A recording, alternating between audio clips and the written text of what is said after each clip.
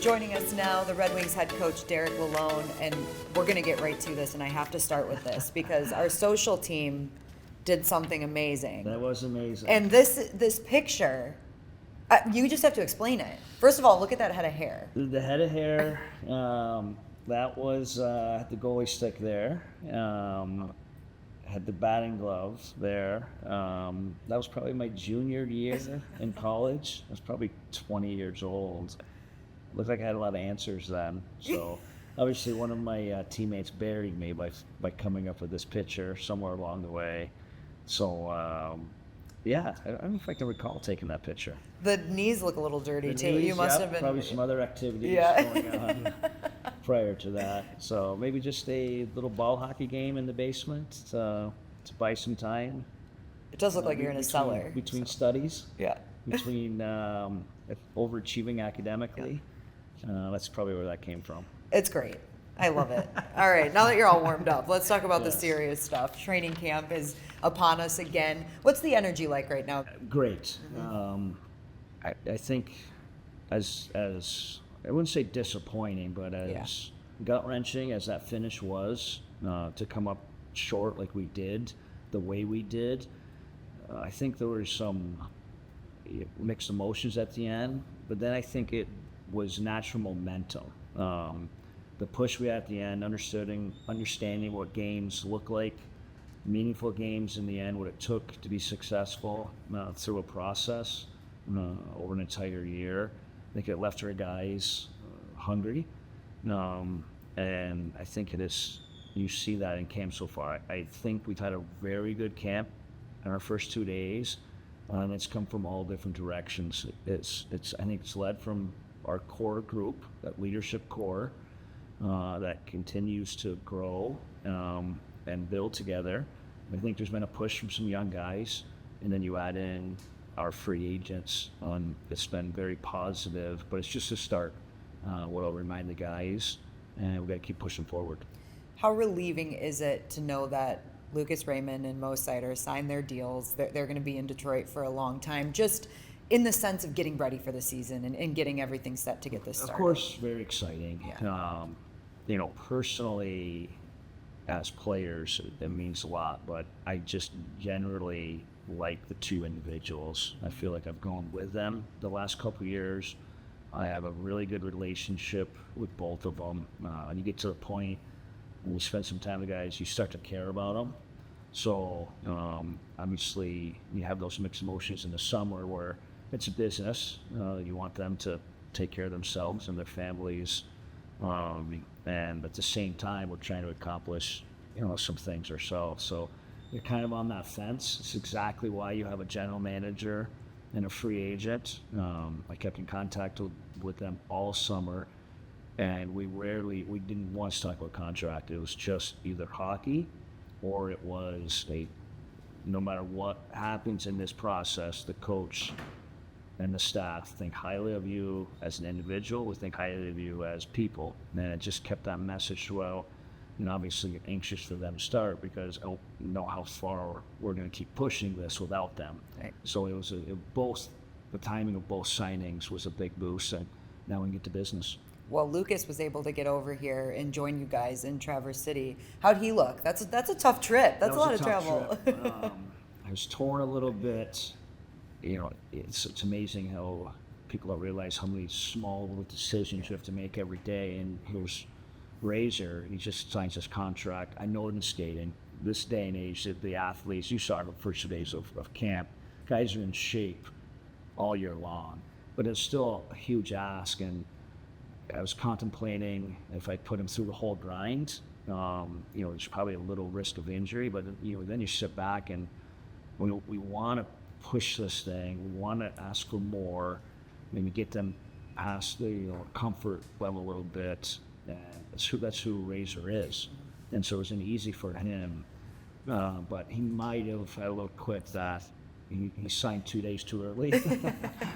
Which was, we joked maybe 8 years from now in the next contract, you can hold out and miss the first 3 days because they're usually about, especially this year. So he was excellent actually, and He looked even more comfortable today. Yeah, he can time that out a little better in his Yes, next one. Lesson yes, learned for him. yes. Some of the young players that are expected to make a push, even to maybe make the Red Wings roster. Obviously, Jonathan Berggren signed his deal. He's going to get a chance. Albert Johansson going to get a chance. But there's guys like Marco Kasper, Nate Danielson, Carter Mazer, the big name prospects that we've been keeping our eyes on. How are they impacting your camp so far? Excellent. All three have come in here with a little chip on their shoulder. All three look completely different from like a year ago. And that's natural, that young player in the growth. A credit to Grand Rapids and then Coach Watson there and watching those guys grow. But I think they fully expect to make this team, and that's the type of player we want. Want them to be respectful to our veterans, but at the same time, I want them to steal jobs, and you have to have that push.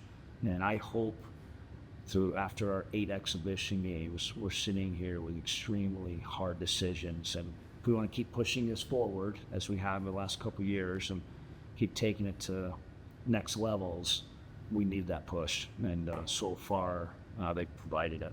When you look at a player like Patrick Kane, obviously a veteran in this league, but in such a unique situation where he hasn't had that healthy off season in a while, how does he look in camp right now? I want to be cautious now, but I'm kind of taken back. Excellent would be the word probably to describe it. And that's a correct. Maybe one of those guys I was talking about in kind of the leadership core that's pushed the first couple of days. Patrick went through a lot last year. I don't think people appreciate going through a major surgery. We had injury when he showed up. We probably asked too much of him. Then down the stretch, he was sick. We had a flu bug that put him out for almost 3 to 4 days. And I think he kept chasing the end of the year. He wasn't himself. It was the first time he probably experienced that. This is the type of person, winner he is. He gets a point a game. He has unbelievable run coming off that injury. And we have our end of the year meeting. He apologized for me for not having his best in the end. And I appreciated that we kept putting him in those type of roles. But he says, I lost some, for the first time in career, I lost some juice, I lost some energy. And I was taken back by it.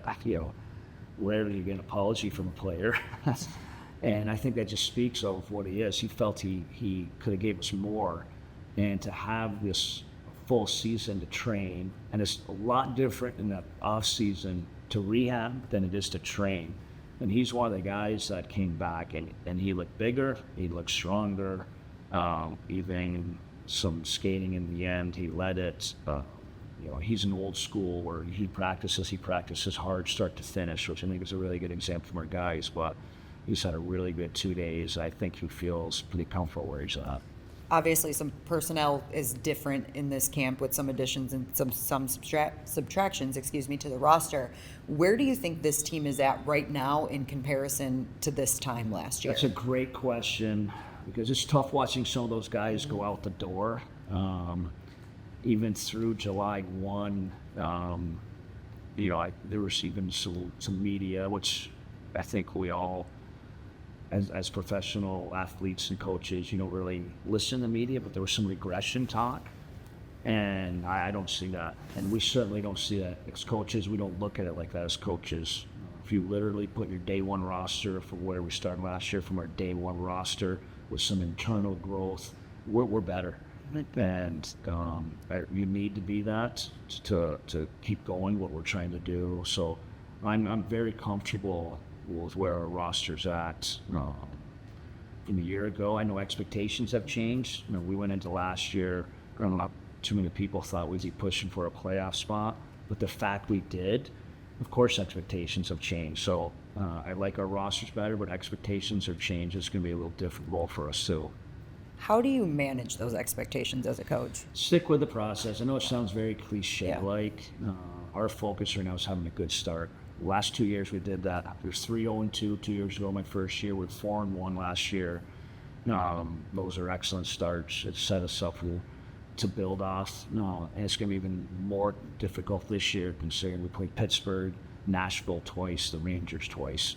So I think just concentrating, on a couple phases. Phase 1 being our time here in Traverse City. Phase 2 exhibition. And then Phase 3 is probably just that first game of the year, and to give ourselves the best chance to be as ready as possible. We're looking forward to another season. Newsy, thanks for your time today. Thank you.